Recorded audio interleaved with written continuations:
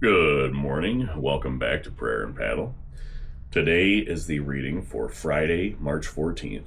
We're going to read Psalm 67, Proverbs 14, Numbers 17 and 18, and John 11. We're in the barn again today because there's something wrong with the little car that I use to haul the canoe around. That's going to get fixed in a few days. I could drive it, but I would rather not. I'm just going to play it safe and wait until it's fixed.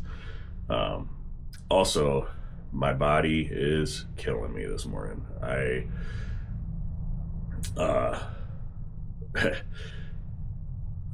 had to make an enclosure for the ducks last night. We were keeping them in the entryway to our basement. It's kind of like a mudroom area in there, in a 50-gallon stock tank, and they stink so bad. Ducks smell worse because they're just so dirty. They're dirty animals. They make their water filthy. They get it all over themselves, and they just stink. So I had to get them out of the house. They're only a couple weeks old. But anyway, bought a decent little coop to put together for them. So I did that and dug a hole to put their stock tank in so that they can have a little pond. And that's digging is not what my body was built for. Let's just admit it. I'm not a digging man. But it's done, and I think the ducks are going to be happier now. I think we're all going to be happier now. So anyway, I am sorry to have rambled on about my ducks. Okay. I will pray us in and we'll get started with Psalm 67. Lord, thank you so much for another beautiful day. Thank you for the opportunity to be out here reading your word, Lord. I thank you for this copy of your word. I pray that you will help anybody who needs to hear this to find this channel, to reach out, to read the Bible. Lord, I pray that you will help anybody who needs to find you. Lord, I pray that you'll be with each and every one of us, help to give us understanding, help us to know how it is you'd have us to live our lives. Lord, I pray that you'll be with any of us who are suffering with physical, emotional, or spiritual infirmities. I pray that you will just give us comfort, give us healing. Lord, I pray that you'll be with us now. In Jesus' name, amen. All right. Psalm 67.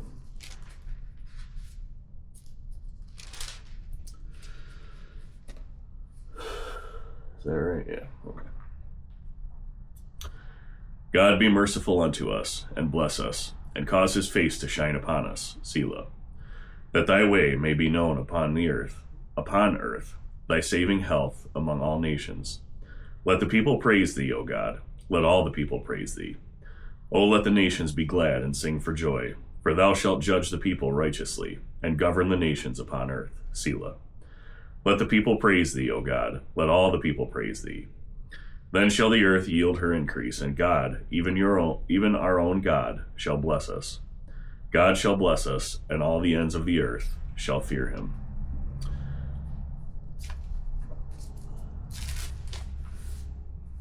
Proverbs 14.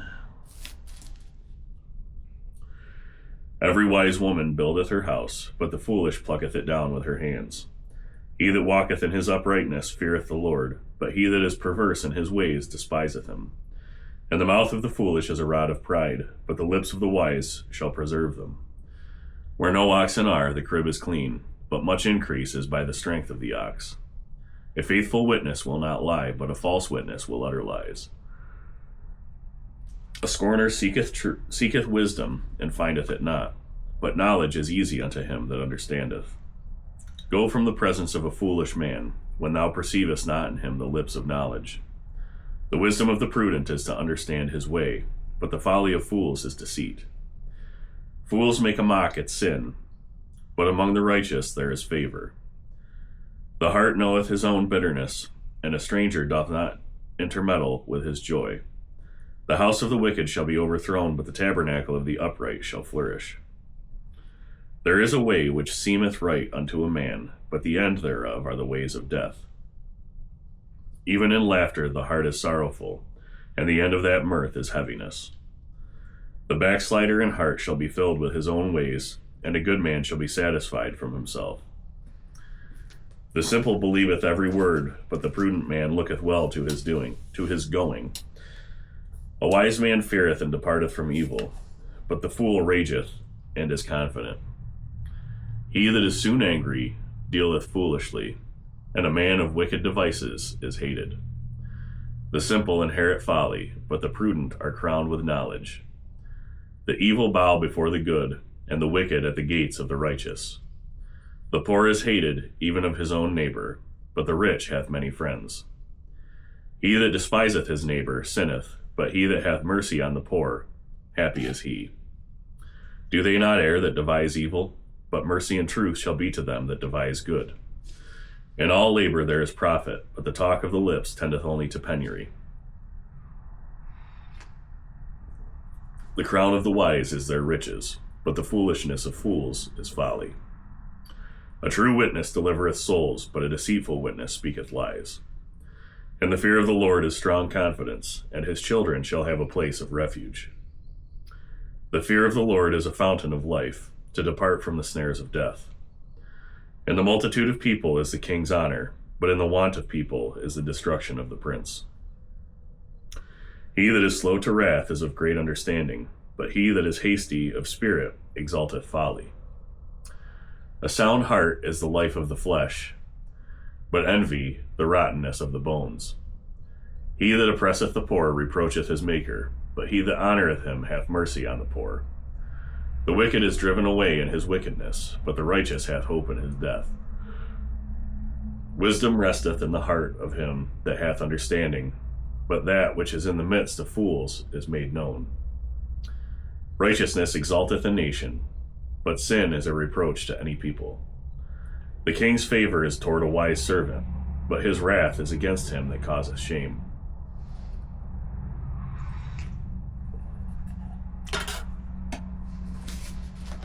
All right. Numbers 17 and 18.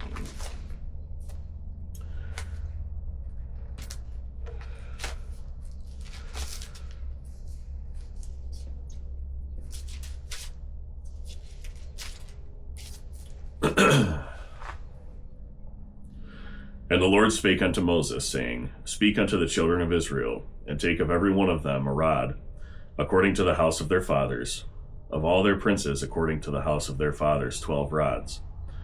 Write thou every man's name upon his rod, and thou shalt write Aaron's name upon the rod of Levi. For one rod shall be for the head of the house of their fathers. And thou shalt lay them up in the tabernacle of the congregation before the testimony, where I will meet with you. And it shall come to pass that the man's rod, whom I shall choose, shall blossom, and I will make to cease from me the murmurings of the children of Israel, whereby they murmur against you. And Moses spake unto the children of Israel, and every one of their princes gave him a rod apiece, for each prince one, according to their fathers' houses, even 12 rods, and the rod of Aaron was among their rods. And Moses laid up the rods before the Lord in the tabernacle of witness. And it came to pass that on the morrow Moses went into the tabernacle of witness, and behold, the rod of Aaron for the house of Levi was budded, and brought forth buds, and bloomed blossoms, and yielded almonds. And Moses brought out all the rods from before the Lord unto all the children of Israel, and they looked and took every man his rod. And the Lord said unto Moses, Bring Aaron's rod again before the testimony, to be kept for a token against the rebels. And thou shalt quite take away their murmurings from me, that they die not. And Moses did so, as the Lord commanded him, so did he. And the children of Israel spake unto Moses, saying, Behold, we die, we perish, we all perish. Whosoever cometh anything near unto the tabernacle of the Lord shall die. Shall we be consumed with dying? Numbers 18. And the Lord said unto Aaron, Thou and thy sons and thy father's house with thee shall bear the iniquity of the sanctuary, and thou and thy sons with thee shall bear the iniquity of your priesthood. And thy brethren also of the tribe of Levi, the tribe of thy fathers, bring thou with thee, that they may be joined unto thee, and minister unto thee. But thou and thy sons with thee shall minister before the tabernacle of witness. And they shall keep thy charge, and the charge of all the tabernacle. Only they shall not come nigh the vessels of the sanctuary and the altar, that neither they nor ye also die. And they shall be joined unto thee, and keep the charge of the tabernacle of the congregation for all the service of the tabernacle. And a stranger shall not come nigh unto you, and ye shall keep the charge of the sanctuary, and the charge of the altar, that there be no wrath any more upon the children of Israel. And I, behold, I have taken your brethren, the Levites, from among the children of Israel. To you they are given as a gift for the Lord, to do the service of the tabernacle of the congregation. Therefore thou and thy sons with thee shall keep your priest's office for everything of the altar, and within the veil, and ye shall serve. I have given your priest's office unto you as a service of gift. And the stranger that cometh nigh shall be put to death. And the Lord spake unto Aaron, Behold, I also have given thee the charge of mine heave offerings of all the hallowed things of the children of Israel. Unto thee have I given them by reason of the anointing, and to thy sons by an ordinance forever. This shall be thine of the most holy things, reserved from the fire, every oblation of theirs, every meat offering of theirs, and every sin offering of theirs, and every trespass offering of theirs, which they shall render unto me, shall be most holy for thee and for thy sons. In the most holy place shalt thou eat it, every male shall eat it, it shall be holy unto thee. And this is thine to heave offering of their gift, with all the wave offerings of the children of Israel. I have given them unto thee, and to thy sons, and to thy daughters with thee, by a statute forever. Every one that is clean in thy house shall eat of it. All the best of the oil, and all the best of the wine, and of the wheat, the first fruits of them, which they shall offer unto the Lord, them have I given thee. And whatsoever is first ripe in the land, which they shall bring unto the Lord, shall be thine. Every one that is clean in thine house shall eat of it. Everything devoted in Israel shall be thine. Everything that openeth the matrix in all flesh, which they bring unto the Lord, whether it be of men or beasts, shall be thine. Nevertheless, the firstborn of man shalt thou surely redeem, and the firstling of unclean beasts shalt thou redeem. And those that are to be redeemed from a month old shalt thou redeem, according to thine estimation for the mercy of 5 shekels, after the shekel of the sanctuary, which is 20 gerahs.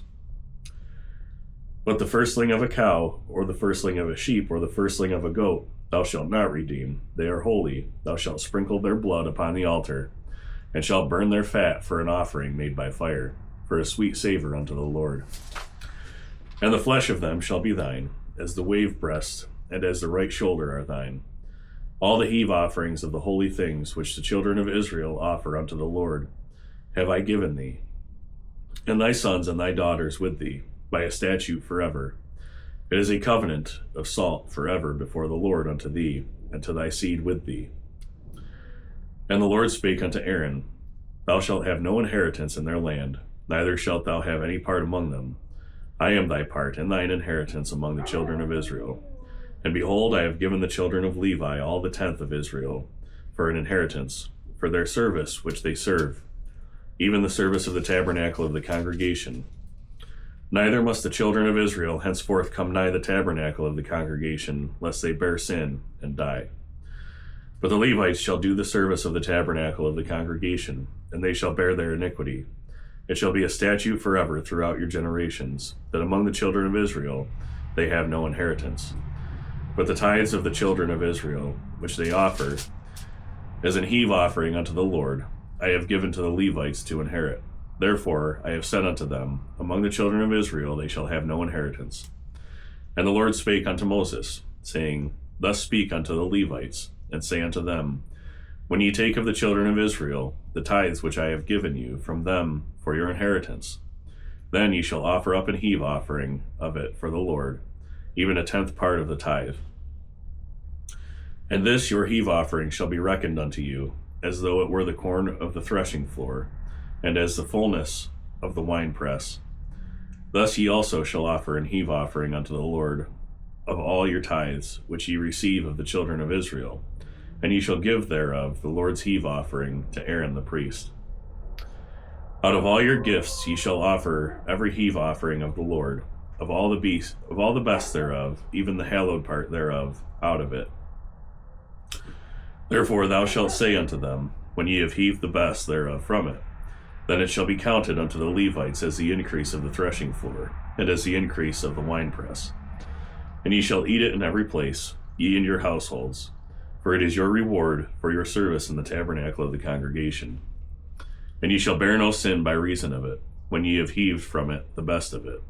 Neither shall ye pollute the holy things of the children of Israel, lest ye die. John 11.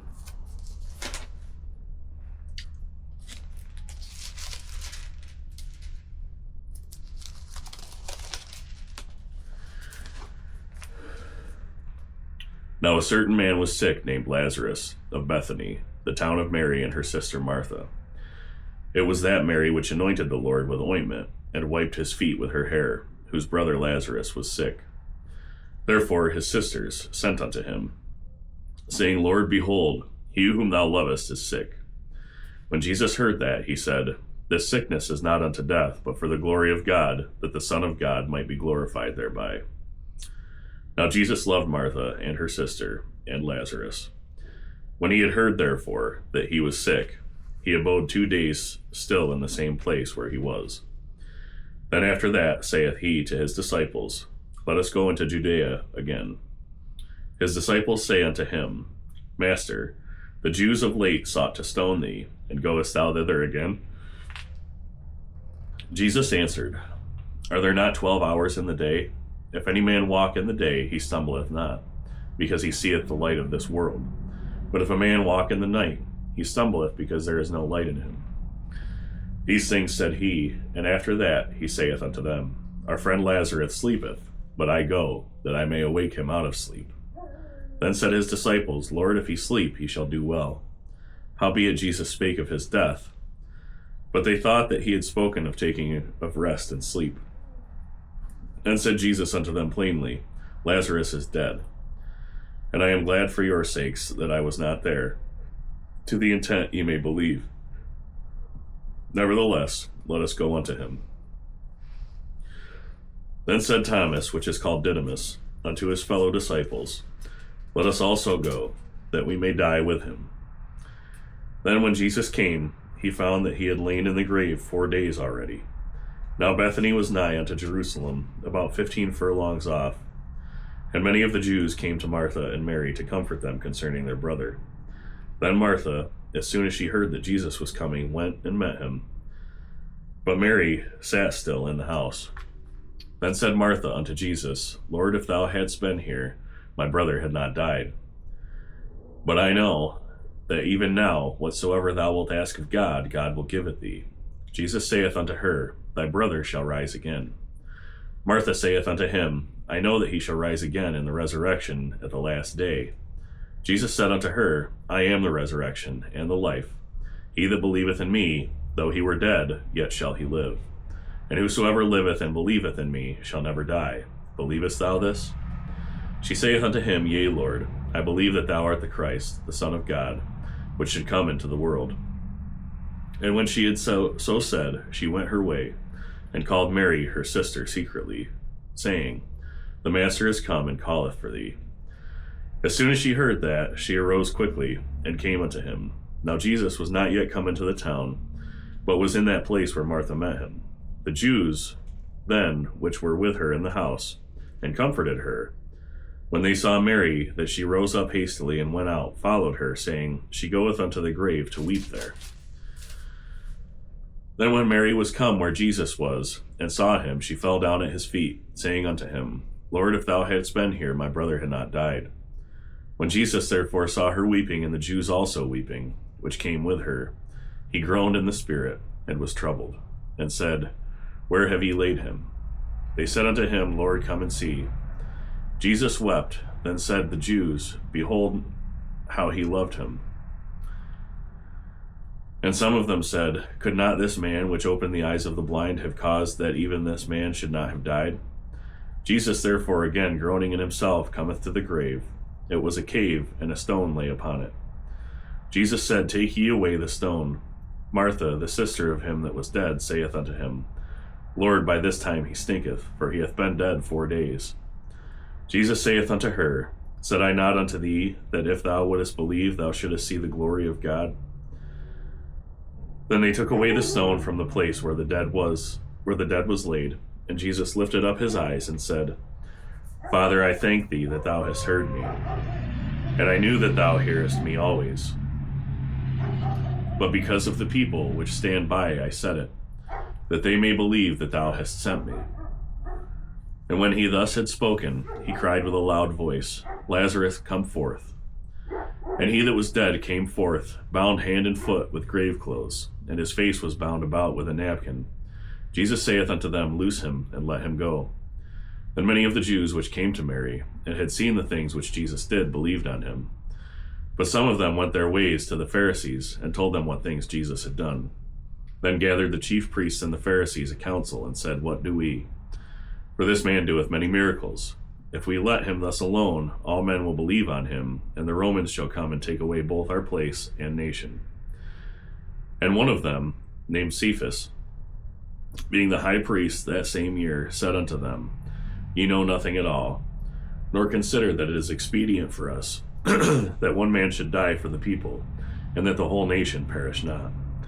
And this spake he not of himself, but being high priest that year, he prophesied that Jesus should die for that nation. And not for that nation only, but that also he should gather together in one the children of God that were scattered abroad. Then from that day forth they took counsel together for to put him to death.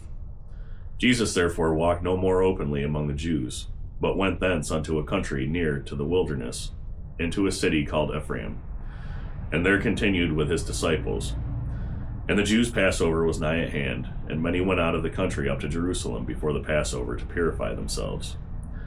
Then sought they for Jesus, and spake among themselves, as they stood in the temple, What think ye, that he will not come to the feast? Now both the chief priests and the Pharisees had given a commandment, that if any man knew where he were, he should show it, that they might take him. All right, that's it. Thank you for joining me today. I appreciate it as always. I pray we'll be back on the water soon. Probably Tuesday or Wednesday. We'll be back out there. We'll have the car fixed. Anyway, it's going to be a beautiful day. So I hope you enjoy it. I love you all. God bless you. I hope you have a great day, and I pray that you're grateful today. See you tomorrow.